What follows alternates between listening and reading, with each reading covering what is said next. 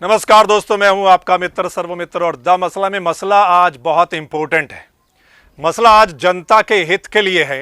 हो सकता है नेता लोगों को ये मसला बुरा लगे या वो इस मसले से नाराज हों।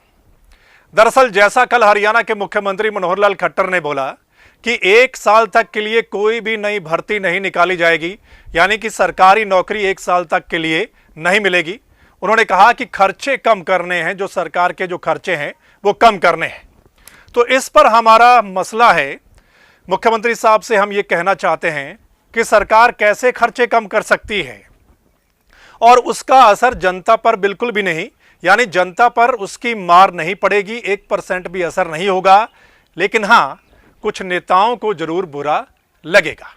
अब हम आपको बताते हैं, जैसा कि मुख्यमंत्री साहब ने बोला कि 1 साल तक सरकारी नौकरी नहीं, तो फिर जो बोर्ड सरकारी नौकरी निकालता है, भर्ती करता है, हरियाणा कर्मचारी चयन आयोग जो है, HSSC जो है, फिर उसका क्या काम है 1 साल तक के लिए?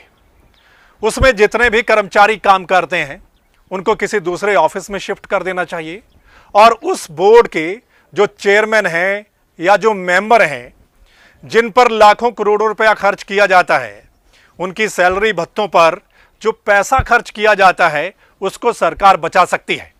यानी कि 1 साल तक के लिए फिर उनको भी छुट्टी दे देनी चाहिए ताकि जो करोड़ों रुपया सरकार का वो बच जाए। तो पहली बात ये थी।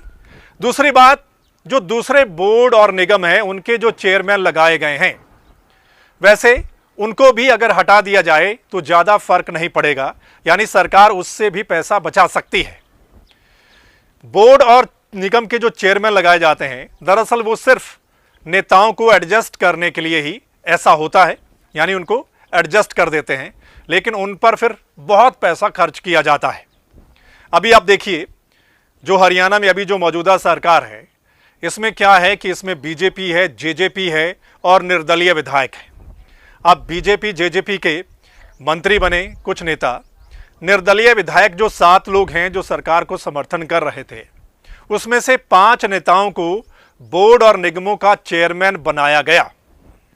तो अब देखिए, सिर्फ एडजस्ट करने के लिए। अब अंदर की बात यह है कि सुना है कि एक और लिस्ट तैयार है हरियाणा में कि आगे जिन नेताओं को फिट करना है, एडजस्ट करना है चेयरमैन बनाकर। तो हमारी ये मुख्यमंत्री साहब को सलाह है कि एक तो जो नए चेयरमैन हैं वो मत लगाइएगा, काफ़ी पैसा बचेगा, और जो लगा रखे हैं अगर उनको भी हटा दिया जाता है तो भी सरकार का काम चल सकता है, लेकिन उसके बदले में सरकार को लाखों करोड़ों रुपए की बचत होगी। अब आते हैं जो हमारे माननीय हैं, जो विधायक हैं, मंत्री हैं, उनके भत्तों की बात करते हैं।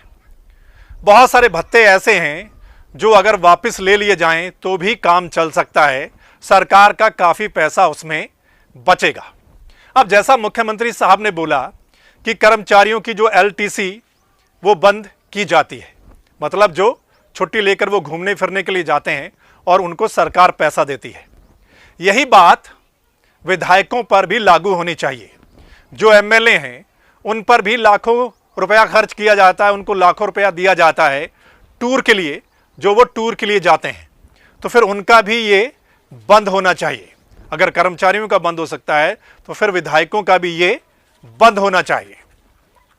अब आते हैं जो विधायकों को भत्ते मिलते हैं, जो सैलरी मिलती है। अब आप देखिए, हरियाणा का एक विधायक, उसको 2 लाख से ज़्यादा रुपया तकरीबन मिलता है, उसकी सैलरी प्लस भत्ते। और भत्ते कई तरह के हैं, उसमें निर्वाचन क्षेत्र भत्ता है, उसमें सत्कार भत्ता है, उसमें उसके PA का भत्ता है, उसके ऑफिस का भत्ता है, उसके अलावा दैनिक भत्ता अलग से है, उसके अलावा टेलीफोन का भत्ता है। अब ये कई हज़ारों में भत्ते हैं जो कुल मिलाकर 2 लाख से ऊपर पड़ता है एक विधायक। अब एक एग्जाम्पल लेते हैं, सिर्फ एक भत्ते का एग्जाम्पल मैं आपको सुनाता हूँ। अब क्या है कि टेलीफोन भत्ता 15,000 रुपया एक विधायक को दिया जाता है 1 महीने का। क्या विधायक 15,000 रुपया टेलीफोन पर खर्च करता है? अब तो आज के ज़माने में आप जितना मर्जी बड़ा प्लान ले लीजिए, 1,000 से बड़ा प्लान नहीं मिलेगा। 1,000 में आपको सब कुछ मिलेगा। अगर आप मोबाइल पर लेते हैं तो 1,000 में फुल इंटरनेट मिलेगा, इनकमिंग आउटगोइंग सब कुछ मिलेगा। एक विधायक को दीजिए एक उसके पीए को दे दीजिए तो ज़्यादा से ज़्यादा 2,000 रुपये खर्च आएगा। लेकिन बाकी इतना पैसा किस लिए सरकार विधायक को देती है? क्या पूरे परिवार को देना है टेलीफोन का भत्ता? तो ये भी कम किए जाने चाहिए जो भत्ते एक्स्ट्रा दिए जाते हैं, कि इतने भत्ते, उसके अलावा फिर दैनिक भत्ता किस लिए, इतना मोटा पैसा उनको किस लिए दिया जाता है? तो ये भी काफ़ी पैसा सरकार बचा सकती है उनके भत्तों में कटौती करके। अभी कुछ दिन पहले ही जो मंत्री हैं उनका जो हाउस रेंट वो बढ़ाया गया। उसका जो हाउस रेंट प्लस बिजली का बिल है, पहले 50,000 हुआ करता था, अब सीधा 1,00,000 रुपए कर दिया, डबल कर दिया। उसको भी कम करके वो पैसा भी सरकार बचा सकती है। वहीं अब आते हैं जो एक्स एमएलए हैं, हरियाणा के जो पूर्व विधायक हैं, उनकी पेंशन पर ही साल में करीब 23 करोड़ रुपया खर्च करती है सरकार। 23 करोड़ रुपया उनके पास जाता है पेंशन के रूप में। अब बताइए, नई पेंशन स्कीम में कर्मचारियों की पेंशन तो बंद कर दी, तकरीबन साल 2006 के बाद जो भी सरकारी नौकरी में लगा उनको पेंशन नहीं मिलेगी। तो फिर इन विधायकों को पेंशन क्यों, ताउम्र पेंशन क्यों? अगर कोई भी नेता एक बार विधायक चुना जाएगा, उसके बाद चाहे वो ना भी चुना जाए, लेकिन सारी उम्र उनको पेंशन मिलेगी सरकार की ओर से। अगर एक बार विधायक चुना गया ना, तो 50,000 से ज़्यादा की पेंशन हर महीने उसको मिलती है, तकरीबन 51-52 हज़ार रुपए के बीच में। अगर वो 2 बार 3 बार चुना जाएगा तो वो बढ़ती जाएगी। और कई ऐसे एक्स एमएलए हैं हरियाणा के जो 2 लाख से ज़्यादा पेंशन लेते हैं, 2-2.25 लाख रुपया भी उनको पेंशन मिलती है। क्यों दी जाती है? क्या ये जो विधायक है ये स्वतंत्रता सेनानी है कि उनको पेंशन देनी है? अच्छा, एक बात और बड़ी गौर करने वाली है।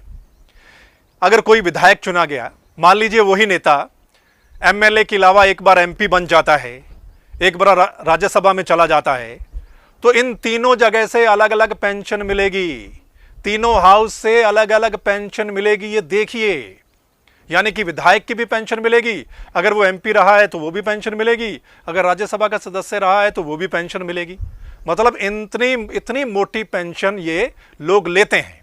इसका मतलब ये है कि चाहे किसी भी पार्टी की सरकार रही हो, चाहे कोई भी पार्टी सत्ता में रही हो, इन लोगों ने पहले नेताओं के बारे में सोचा है, नेताओं की सैलरी, सुख सुविधा, उनके भत्तों के बारे में सोचा है, जनता के बारे में बाद में।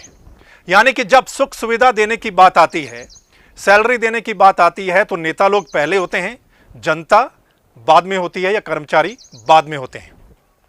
लेकिन जब कटौती करने की बात आती है तो फिर जनता और कर्मचारी पहले होते हैं और ये नेता लोग बाद में हो जाते हैं। तो ये कुछ चल रहा है दोस्तों।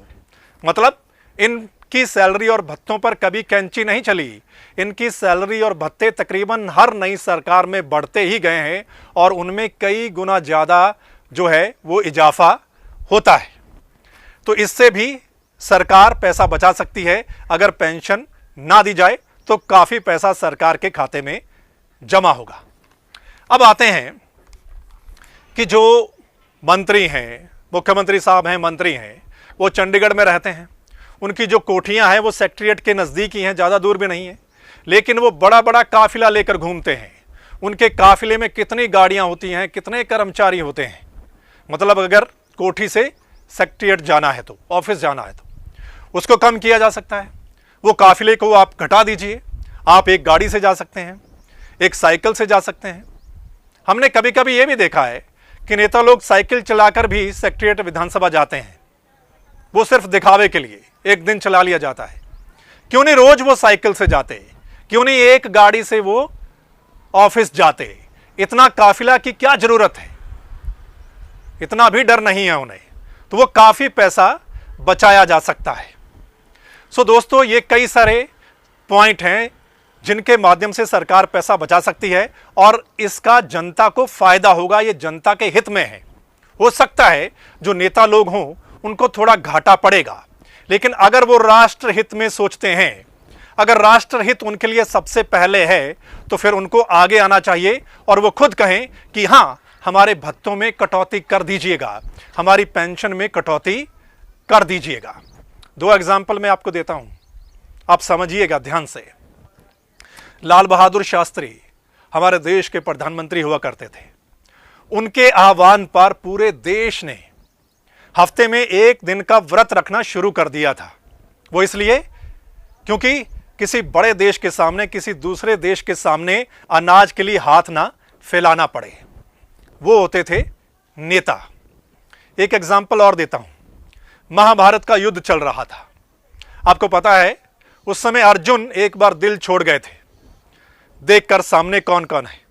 उस समय श्री कृष्ण ने उनको बोला था, उपदेश दिया था कि इस समय आपको आगे बढ़ना है। अगर आप दिल छोड़ देंगे तो फिर सेना क्या करेगी? सेना आपको फॉलो करती है, इसलिए आप आगे बढ़िए, आप एग्जाम्पल सेट करिए। आपको देखकर ही सेना आगे बढ़ेगी, उनका मनोबल बढ़ेगा। सो दोस्तों, जो बड़े लोग हैं, ये जो बड़े नेता लोग हैं, अगर ये कुछ ऐसी एग्जाम्पल सेट करेंगे, अपने आप को वीआईपी नहीं दिखाएंगे, एक सामान्य व्यक्ति की तरह जीवन जिएंगे, तो उसका असर जनता पर और ज्यादा होगा। अभी भी ये वीआईपी हैं, कहने को बेशक लाल बत्ती हट गई हो गाड़ी से, लेकिन अभी भी इनका स्टेटस जो है वो वीवीआईपी है। अभी भी इतने इनकी सैलरी, भत्ते, इनकी कोठियों पे खर्च होता है। ये जो मंत्रियों की कोठियां हैं ना, इनके रेनोवेशन पर करोड़ों रुपया खर्च हुआ है। यानी एक बार जब नई सरकार आती है, उसमें नया मंत्री किसी कोठी में आकर रहने के लिए आता है, उससे पहले उस कोठी का रेनोवेशन किया जाता है, जिस पर लाखों करोड़ों रुपया खर्च होता है। किस लिए? कोठियां तो बहुत अच्छी हैं, उनमें वैसे भी रहा जा सकता है, लेकिन सरकारी पैसा है। अब वो सरकारी पैसा है तो सबसे पहले माननीयों पर खर्च किया जाएगा, उनकी सुख सुविधा पर खर्च किया जाएगा। सो दोस्तों, ये आज का मसला बहुत इंपॉर्टेंट है और मेरे कहे बिना ही आप इस मसले को ज़्यादा से ज़्यादा शेयर करेंगे, क्योंकि जब नई भर्ती नहीं करनी है 1 साल तक के लिए, खर्चे सरकार ने कम करने हैं, और भी हो सकता है रेवेन्यू बढ़ाने के लिए कुछ टैक्स भी बढ़ाया जाए, टैक्स और लगाया जाए। वहीं माननीयों का खर्चा भी कम कर दीजिए। नेताओं का, खासकर जो इस समय विधायक हैं या पूर्व विधायक हैं, उनके भत्ते कम करके बहुत पैसा, करोड़ों रुपया सरकार बचा सकती है। सो दोस्तों, इस मसले को आपने ज़्यादा से ज़्यादा शेयर करना है। और अगर इस वीडियो को, द मसला चैनल को इस समय आप यूट्यूब पर देख रहे हैं, तो द मसला के यूट्यूब चैनल को सब्सक्राइब करना है। नीचे बेल दिखाई दे रही होगी, उसको दबा देना है। और अगर आप फेसबुक पेज पर देख रहे हैं, तो द मसला के फेसबुक पेज को लाइक करना है। वो इसलिए क्योंकि जो हमारा अगला मसला होगा, चाहे वो जनता से जुड़ा हुआ है, चाहे किसानों से, कर्मचारियों से, चाहे लॉकडाउन से जुड़ा हुआ है, चाहे सरकार के कोई नए अपडेट से जुड़ा हुआ है, वो आप तक उसी समय पहुंच जाए, उसका नोटिफिकेशन आप तक उसी समय पहुंच जाए। अगर आप सब्सक्राइब करेंगे, अगर आप लाइक करेंगे, तो उसका नोटिफिकेशन आप तक पहुंचेगा। धन्यवाद, नमस्कार।